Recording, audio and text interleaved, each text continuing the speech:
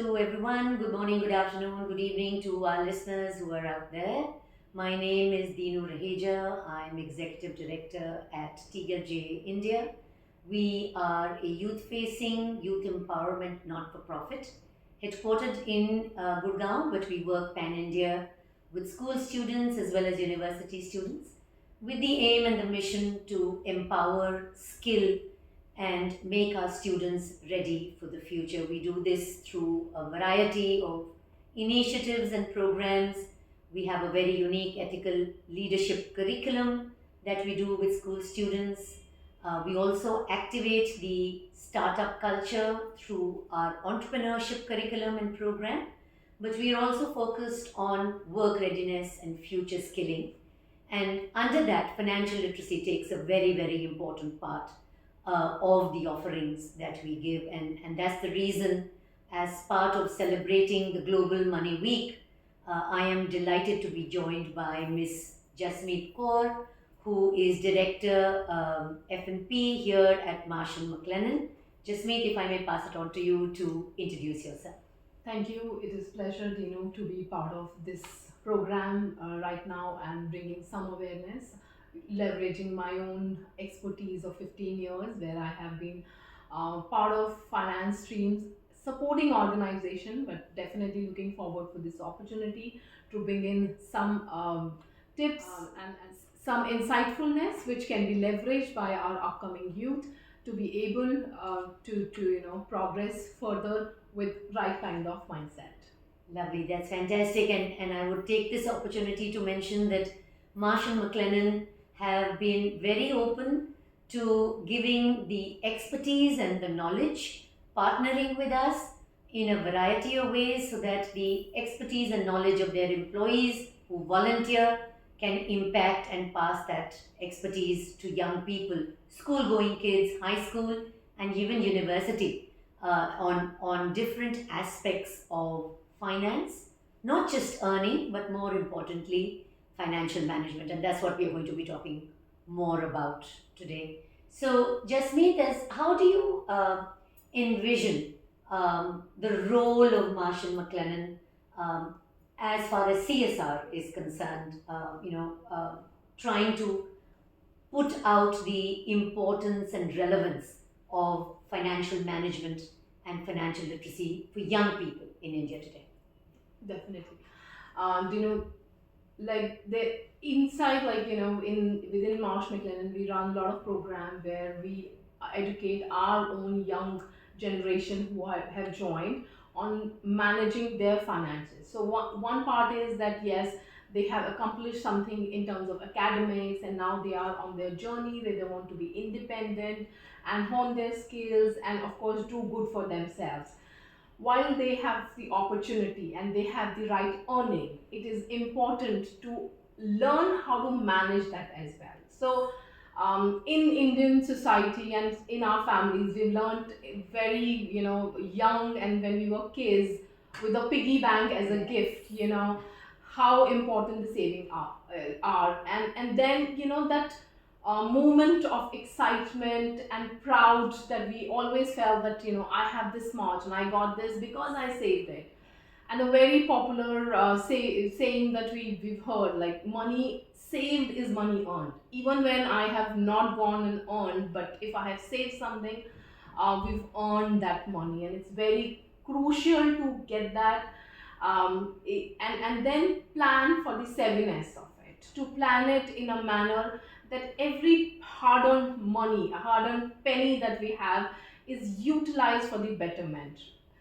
And that's how we have CRG programs within MMC where we go forward and tell the young people joining us on how to manage, how to go forward in planning the basic rule of 50-30-20. At least everyone should know about it, that whatever is your earning should go 50% towards your needs, right?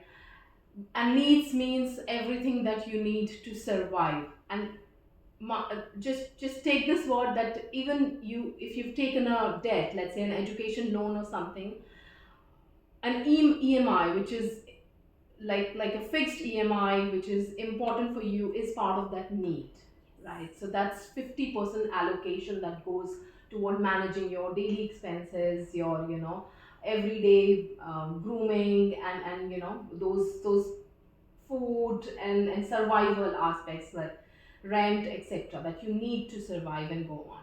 Then comes the 30%, which is where the desire and want come in. Yes, I want iPhone 15, the latest one.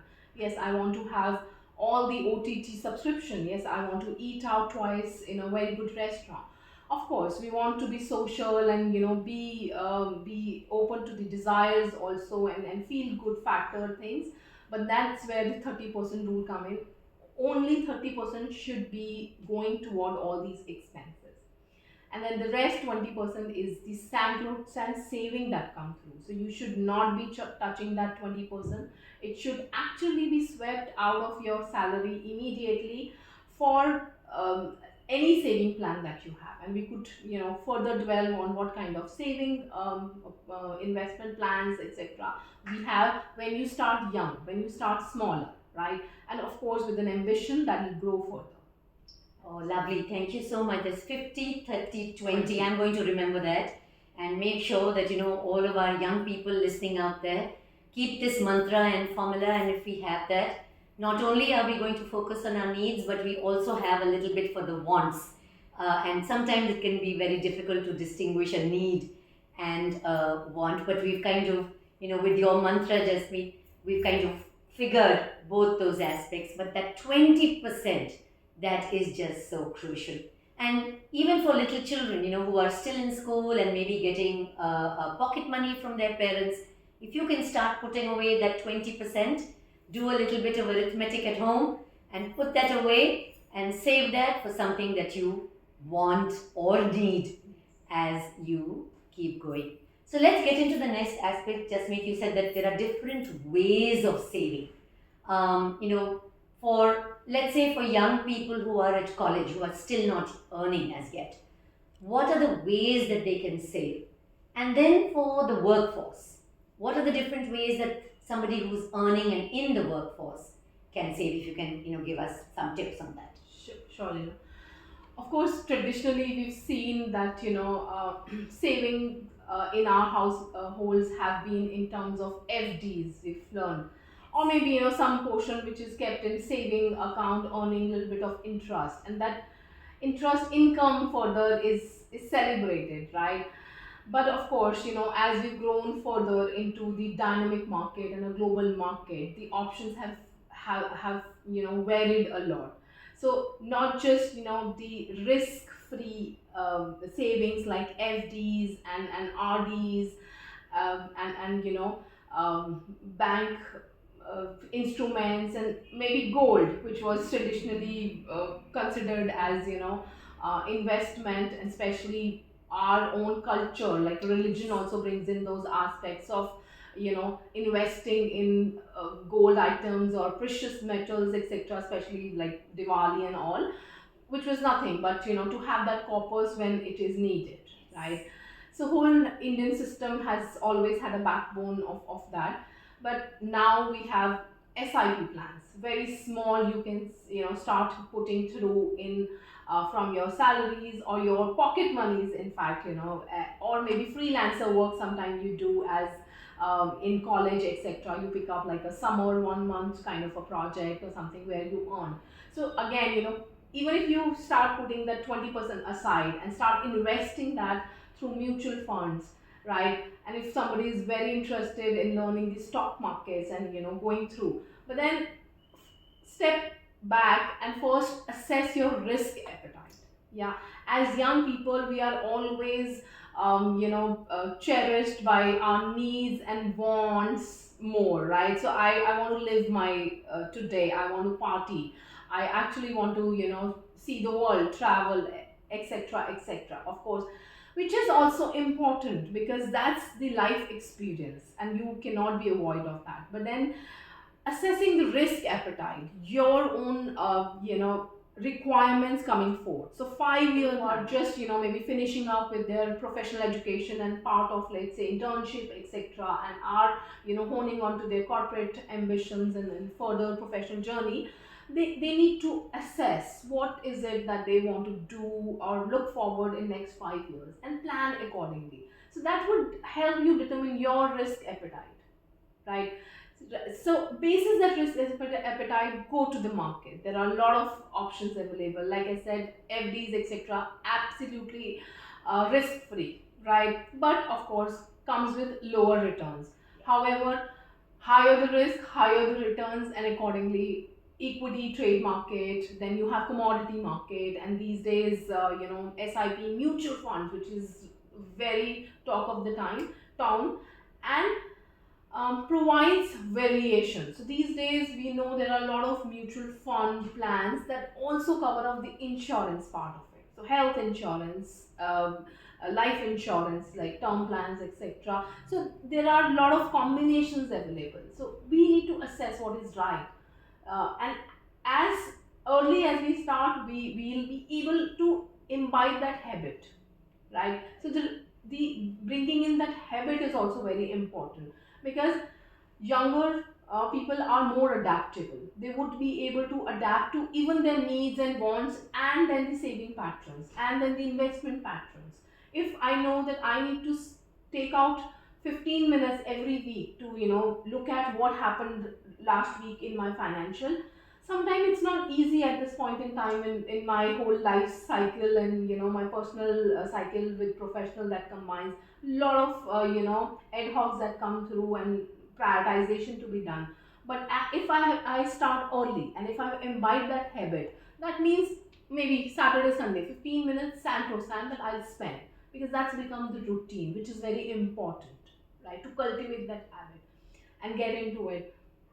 Then of course, learning about it. There are a lot of programs these days available, and on YouTube itself, I would say free of cost, where you can learn about how to move forward.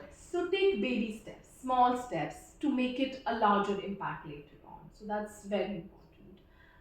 Lovely, fantastic. And just to add, for our viewers, that Marsh McLennan with tGELF India has actually been doing workshops for young people, high school as well as university, to teach them financial management, different ways of investing, different forms of investing, and how that 20% can be broken up so that you don't have all your eggs in one basket. And therefore, you kind of mitigate risk, and, you're not putting it all in one place. Jasmeet, going back to your experience of having been an American bank, um, as heading a director here at MMC, you are strategizing, you are in fact giving advice to corporates and others. For young entrepreneurs, it's the day and age of entrepreneurs in India today. And we are seeing two trends. We are seeing a number of entrepreneurial ventures moving to the unicorn stage, but we are also seeing the other part of it, that they're not being able to make it. What kind of financial management, savings, or having a financial net can these young startups, these first time entrepreneurs, think about and learn from you? Absolutely, and of course, as we say, success rate. We talk about that. So of 100, I think 10% still is a success rate in Indian market, especially where the startups are thriving. Given the volume, it's a sheer game of volume as well for a lot of startups, which gives them initial success. But I think again it comes to the timing of planning, right? And engaging with experts. So I have myself seen in my personal space where people have ventured out, and being, yes, it is good to be confident about your own expertise about managing everything, and you want to do as a startup, you want to take care of your technical, your front end marketing, and sometimes it is what you need to do, because you are a startup and you are a very small and medium scale, so to say, so you're managing it. But then engaging, assessing and engaging with experts at the right time is very crucial, so that if you're falling back, they are there to support you and get back on the track, right? And these experts can advise you on right kind of planning as well, looking at And planning does not come independently. Planning has to be mapped up by corrective actions. So assessing and then seeing what went wrong and taking those corrective actions. So it's like you move 2 steps, you take a step back. You move 3 steps, you take a step back, so that you are taking the corrective actions as well along with your planning. You're adjusting your planning as per the requirement or the scenario that you have right now immediately, and that's where the engagement of some experts could help you rather than you managing everything on your own. Because again, you'll be juggling with a lot of balls in the air, as we say. Of course, at some point in time, two things could be priority. However, time and resources are limited, so you'll not be able to prioritize everything and take corrective actions or plan accordingly, right? So the timing of that infusion is very important. So people, young entrepreneurs should not be reluctant about taking that advice and engaging in a right manner with experts, and I think that's key. Right.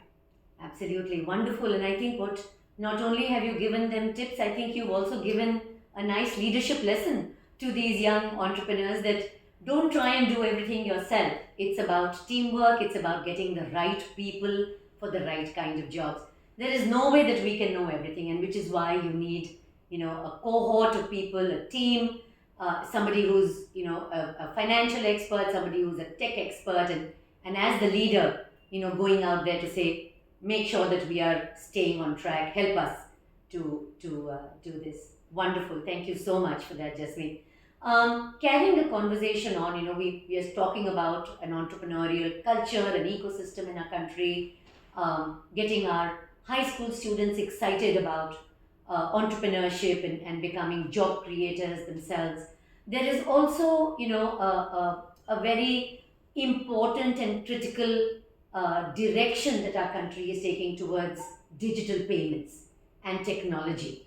So, in a way, that's a great move forward. It's a leap forward, and I think we are proud that our country, India, is a leader in this as compared to some of the others. With the way we've been able to get our population, even the ones who are not financially literate, to start using these digital modes. But what is the risk involved? How can we teach them to be careful, and what could be some of the pitfalls that they may face? Sure. So I think when I was in school, there used to be again a very famous topic, which used to be like science. Is it a boon or a curse? Then 10 years later, we started talking not about science, but we started talking about technology to be boon or a curse. And I think we've actually come this far that right now everything is digital on our fingertips. I think there was time and sci-fi movies used to showcase that okay, this and that, and this is the real world we are in. We've actually attained that. And I think India, for that matter, has been very progressive. Given that maybe we were late entry on few of the technology, but then we adopted to the latest, right? I know 2007 was my first US trip, and the internet and phone package there was very expensive than India, and India had better and the latest technology, like because we were late entry, we had these things late in overall, but then we adopted to the latest technology which was available, and we were in fact far ahead of couple of countries, for that matter, in those terms. And that is why integration that happened to the masses, even in rural areas, that reach. And I think I would give it back to our country leaders as well, for that matter, the thought process that was there. But everything comes with pros and cons. If they have 10 benefits, definitely there are two demerits as well. And again, it comes from the coming back to the core point of financial digital payments. It comes definitely with the risk of specifically frauds and identity stealing to money frauds, and that. Despite a robust platform and technology system and everything, still it's not avoidable. So using it to that point and be aware of this risk is very important. and make those habits accordingly. So I know that I use only a few platforms to do my financial transactions, right? Like I don't go because this platform is providing me 10% extra discount and a freebie, etc. So because that's where I will not be able to control anything, neither my finances nor my risk that comes across. So these are few crucial aspects that somebody needs to be aware. And restricting it, yes, use it, but again, have that 50-20, 50-30 and 20 rule to abide by, that what is your need, what is your want, and what is it that you should put aside for future. Lovely. And let me just complicate matters. There is AI. Yeah. There is now artificial intelligence which replicates a voice and says, this is your uncle who's calling, quickly send the money here, and or this is your sister, or this is somebody else, and we have all of those kinds of cyber crimes coming in as well. So definitely always staying in focus of our needs and wants, not falling prey to those freebies that are given, which are very, very attractive, and it's only natural. All of us fall prey to it, but staying focused and staying aware, of the possibilities of these risks, so that we can be safe in these transactions. Thank you so much, Jasmeet. It was such a pleasure having you here, learning from you. There are so many things that you passed on to our audience today, and it's a complete delight and a privilege that I've been able to meet and interact with you. Thank you. Thank you, Dino. It is mutually, pleasurable. I really appreciate this opportunity to come and meet you and be part of this curriculum. Thank you so much. Take care. Thank you.